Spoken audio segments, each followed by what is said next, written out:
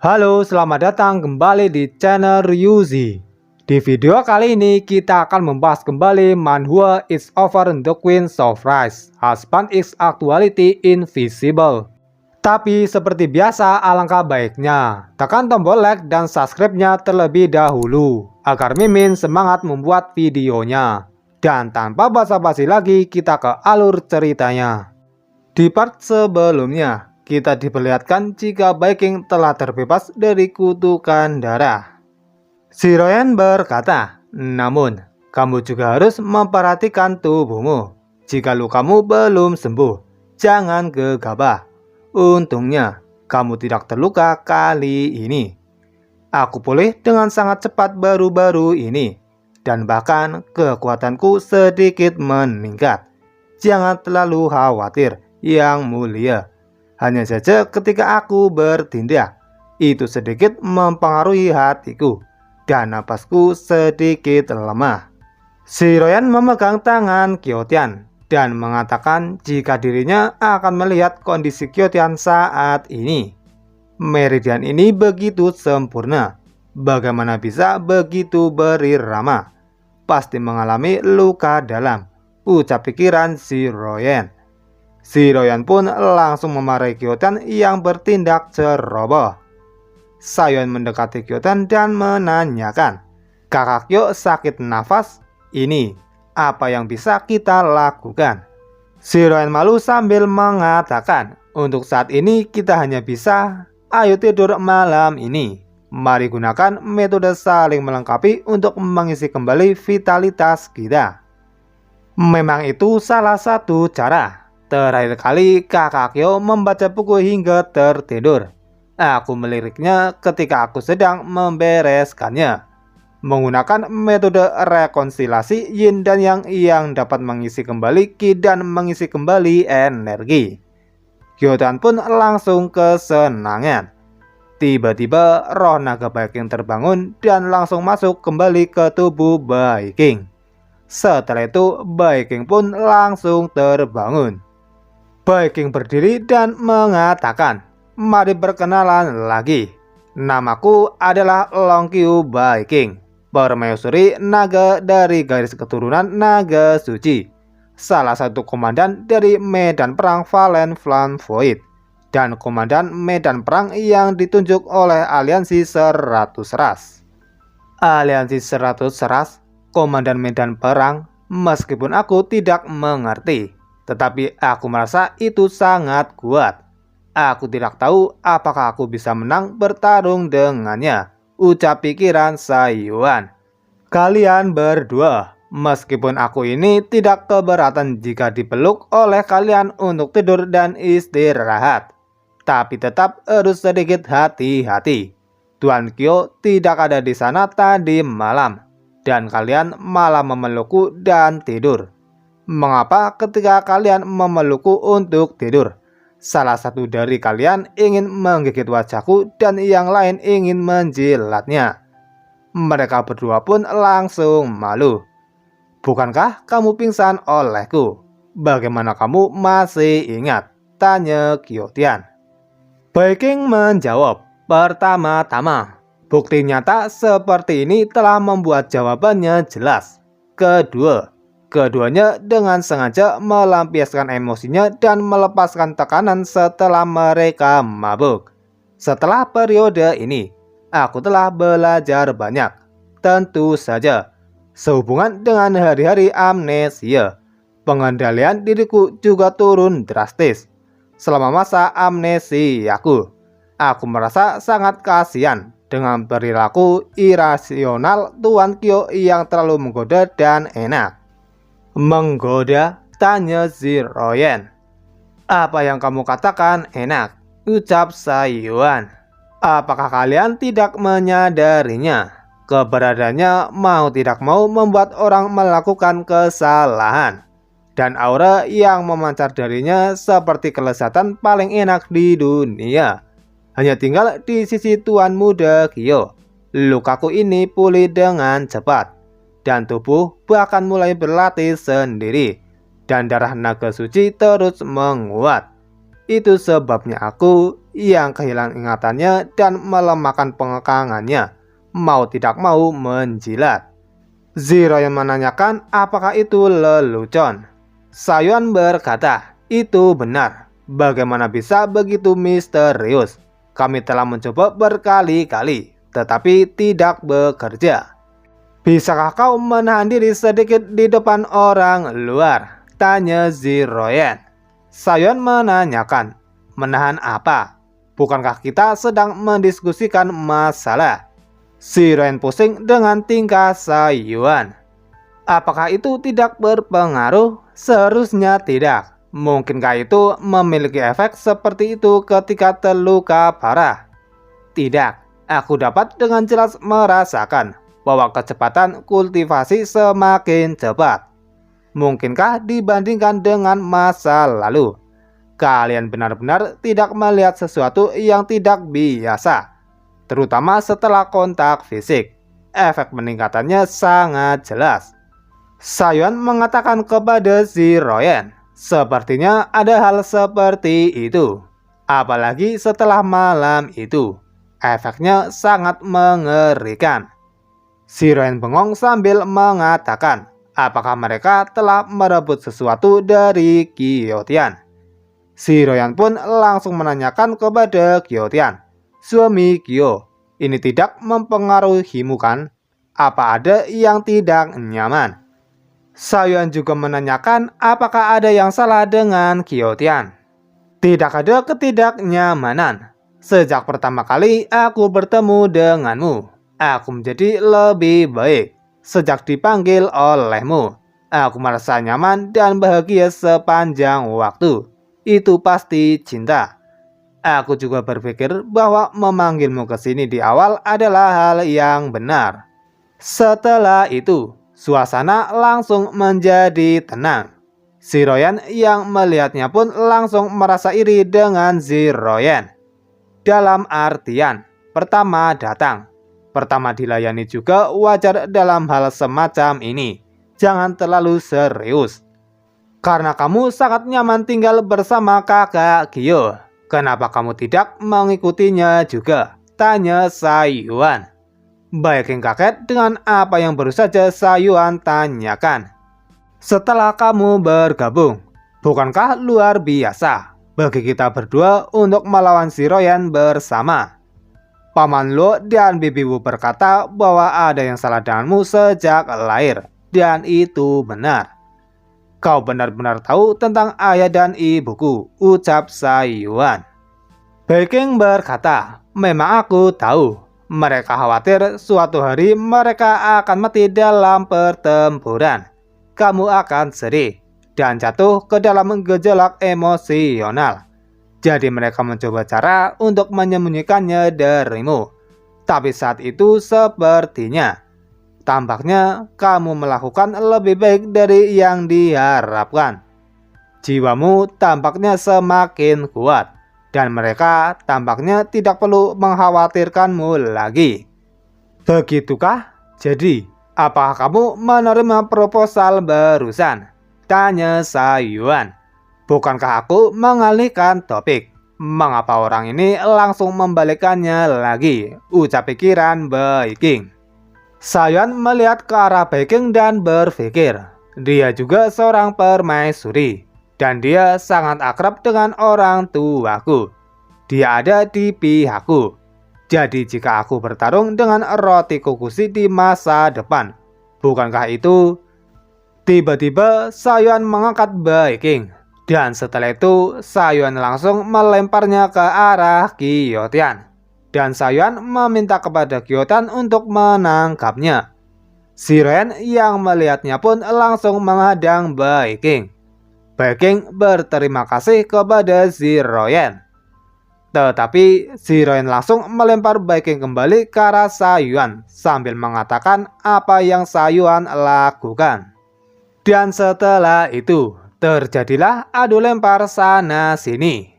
Mungkinkah pada hari-hari ketika aku kehilangan ingatan, aku makan dengan baik, minum dengan baik, tidur dengan baik, dan hidup dengan sangat nyaman, sehingga reaksiku lambat. Itu sebabnya dilempar seperti ini, ucap pikiran Baiking. Setelah itu, Baiking langsung menghentikan mereka berdua dengan mengeluarkan auranya. Gadis kecil ini agak menarik. Ini pertama kalinya aku melihatmu mengambil inisiatif untuk melawan. Kurcaci berambut putih. Baiking pun hanya terdiam. Gyotan hanya tersenyum ketika melihat mereka bertiga sedang berkelahi. Dan Gyotan langsung pergi untuk menemui Yang Ming yang sedang membuat sarapan. Di Gunung Qingyan, para Rasplus Trek sedang berbaris untuk segera melakukan tugas mereka. Zhang Zizi menanyakan, sebelum sarapan, kita bisa istirahat. Tapi apa yang harus kita lakukan? Kerja keras, belajar keras, bekerja keras untuk berubah. Dan mereka semua langsung berangkat. Tuan Qiyou benar, medan perang kita saat ini adalah peternakan Qingyan, ucap pikiran Zhang Zizi. Di saat mereka sedang bekerja, ada seorang yang mengatakan jika ada pendatang baru. Dan ternyata itu adalah wali kota Qingyan yang membawakan anggota baru. Zhang Zizi kaget dengan kehadiran mereka. Kapten, ini pendatang baru yang dikirim ke sini, ucap wali kota.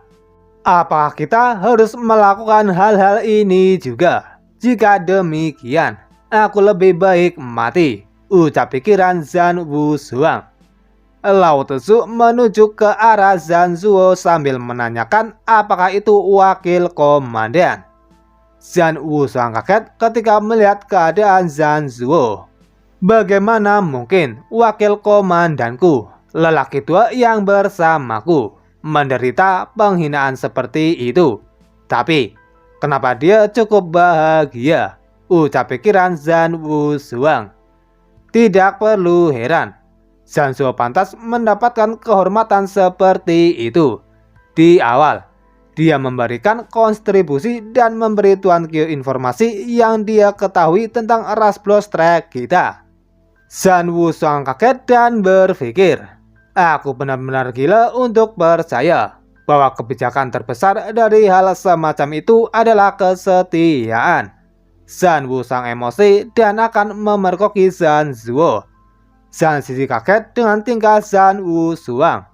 Zhang Zizi langsung menyuruh rekannya untuk segera menahan Zhan Wushuang.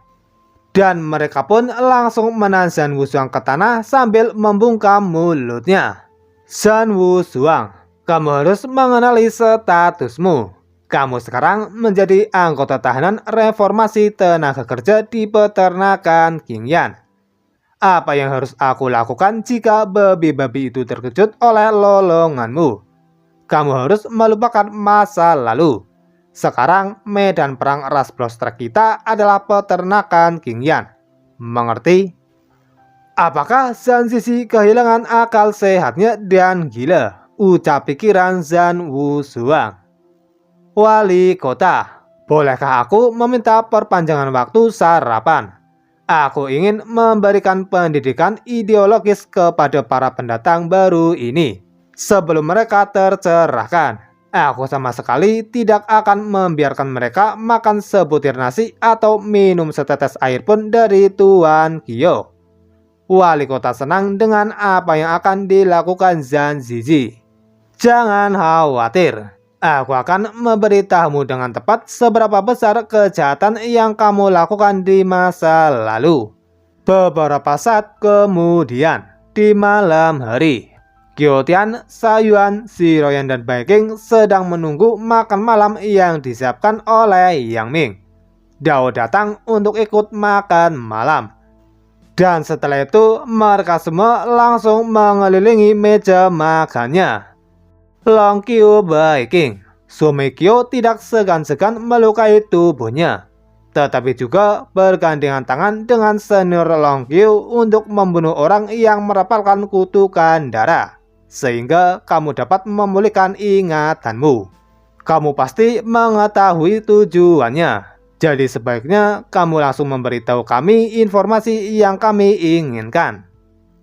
Sayuan menanyakan, apakah di saat Viking bertarung di sana, apakah ada yang peduli dengan makanan? Viking menjawab, secara alami, itu penanggung jawab makanan. Tetapi rasanya jauh lebih buruk. Kita bisa bicara sambil makan. Jangan sia-siakan kerja keras Perdana Menteri Zhong. Si Ryan menyuruh Sayuan untuk lebih serius dan jangan memperdulikan hal sepele seperti itu. Setelah itu, si Ryan menanyakan kepada Viking bagaimana kabar orang tua Sayuan. Tanpa diduga, dia benar-benar bertanya tentang orang tuaku. Jelas dia juga ingin tahu tentang orang tuanya. Ucap pikiran Sayuan yang sedikit kaget dengan pertanyaan si Ryan. Si Ryan berkata, bukankah masalah ini sudah lama mengganggumu? Daripada membiarkanmu memikirkannya sendiri, lebih baik bertanya langsung. Kalau begitu, dapatkah kamu juga mengerti aku di malam hari? Aku ingin bersama kakak Kyo. Si Ryan menyuruh Sayuan untuk tidak mengharapkan hal tersebut dan menyuruh Sayuan untuk diam. Sayuan terus memohon hal tersebut kepada si Ryan, tetapi si Ryan tidak memperdulikannya. Paman Lo dan Bibi Wu sering menyebutkannya. Jadi apa sebenarnya yang ingin kalian ketahui? Tanya Viking. Sayuan menjawab semuanya. Dalam ingatanku, mereka meninggal karena pertikaian. Dan ketika aku naik ke posisi Kaisar Iblis, saudara dan saudariku, mengapa mereka melakukan itu? Paman Lo dan Bibi Wu mengatakan bahwa mereka memiliki 19 anak. Hanya kamu yang memiliki garis keturunan terlemah sejak lahir, potensi terkuat, kekuatan jiwa yang kuat, dan mudah menjadi gila. Jadi mereka memanjakanmu sepanjang waktu. Karena takut setelah kejatuhan emosionalmu, tubuhmu akan runtuh. 4 tahun lalu, medan perang Valen Flan Void sedang dalam krisis. Jadi aku harus meminta bantuan keluarga kerajaan iblis suci. Aku menggunakan metode pewarisan darah sebagai syarat untuk membuat ayahmu menyetujui ekspedisi tersebut. Apa yang disebut metode pewarisan garis keturunan perlu mengupas sebagian dari warisan garis keturunan seseorang dan meneruskannya ke kerabat sedara. Orang tua, saudara, dan saudarimu bertekad untuk mati di medan perang. Untuk menyelamatkanmu, mereka telah mengorbankan darah mereka dan memadatkan tubuh mereka untuk bertindak sebagai musuhmu dalam ilusi yang diciptakan oleh ibumu. Jadilah penjahat dalam perjalananmu menuju tahta. Saat kamu membunuh klon mereka, itulah saatnya untuk mengambil garis keturunan yang mereka berikan kepadamu. Bahkan hadiah dari surga dan bumi yang diserahkan dari pangeran ke-18 darah ortodok dari kaisar ras manusia. Benar-benar memadatkan nasib negara diserahkan kepadamu. Sehingga kamu menjadi kuat dan tidak ada resiko kehancuran fisik. Ibu benar-benar terlalu kejam dalam ilusi yang diciptakan olehnya. Tidak peduli betapa sengsaranya hidupku. Ingatan yang sebenarnya tetap bahagia. Itu sangat menyakitkan sebelumnya. Kepalaku bisa meledak kapan saja. Setelah mengenalmu, fenomena ini jarang terjadi. Apakah karena alasan ini kamu sering bilang otakku rusak? Tanya Sayuan. Si Ryan menjawab, mengenai aspek ini, aku tetap mempertahankan sudut pandang asliku. Nutrisi diberikan di tempat yang salah. Sayuan ketawa dan mengatakan, orang tua dan saudara dan saudari telah membayar terlalu banyak. Apakah kamu pikir mereka juga gila dan bodoh? Mereka tidak bodoh, tapi sangat mencintaimu. Hargai emosi ini dengan baik. Bagaimanapun juga, kamu dicintai oleh keluargamu. Tiba-tiba Yuar mengatakan jika dirinya juga mencintai Kyotian. Setelah itu, Sayuan langsung memeluk Qiotian. Apakah ayahku dan yang lain kehilangan bagian dari garis keturunan mereka? Apakah itu akan berdampak? Tanya Sayuan. Dampaknya tidak akan besar, tetapi pasukan Wuling sering bergerak. 2 tinju tidak sebanding dengan 4 tangan, dan kami telah menghadapi beberapa penyergapan. Lalu ayahku dan yang lainnya, Baekeng mengatakan, itu sudah dalam bahaya. Tapi krisis besar hancur karena orang kuat yang aneh bertarung melawan seseorang. Saat itu pasukan Wuling sudah berkumpul dan datang untuk menekan pasukan kita. Tepat ketika kami akan bertarung sampai mati, langit di atas medan perang Valen Flan Void tiba-tiba hancur dan mendarat tepat di atas pasukan Wuling. Turbulensi ruang yang dahsyat secara langsung mencapik-capik puluhan ribu tentara Wuling yang kuat menjadi berkeping-keping. Menurut situasi saat itu, tampaknya orang kuat tak dikenal yang dapat mengobrak-abrikan ruang tampaknya sedang bertarung dengan seseorang di area interlayer ruang tersebut. Teriakan dan cacian dari orang yang kalah hampir menyebar ke seluruh medan perang. Qiotian yang mendengarnya pun langsung tersedak. Yu'er menanyakan apakah dirinya terlalu berat. Qiotian menjawab jika dirinya hanya tersedak. Baekeng melihat ke arah Qiotian. Qiotian yang melihatnya pun langsung gugup. Masalah ini, mungkinkah itu dibuat ketika iblis hati mayat Long Qiu-dao dilenyapkan? Tanya Qiotian melalui telepati. Dao menjawab, Tuan Qio, Anda seharusnya benar. Area di mana reruntuhan naga suci awalnya berada adalah lokasi interlayer ruang. Dia pasti tidak pernah membayangkan bahwa yang disebut orang kuat tak dikenal itu sebenarnya duduk bersamanya, ucap pikiran Dao. Baekeng melanjutkan penjelasannya. Setelah krisis diselesaikan, aku hendak pergi ke aliansi 100 ras untuk meminta bantuan. Tetapi aku disergap oleh musuh. Paman Luo ditangkap karena menyelamatkanku. Ayah ditangkap? Tanya Sayuan. Mungkin pembahasan kali ini cukup sampai di sini terlebih dahulu. Dan sampai jumpa di next video.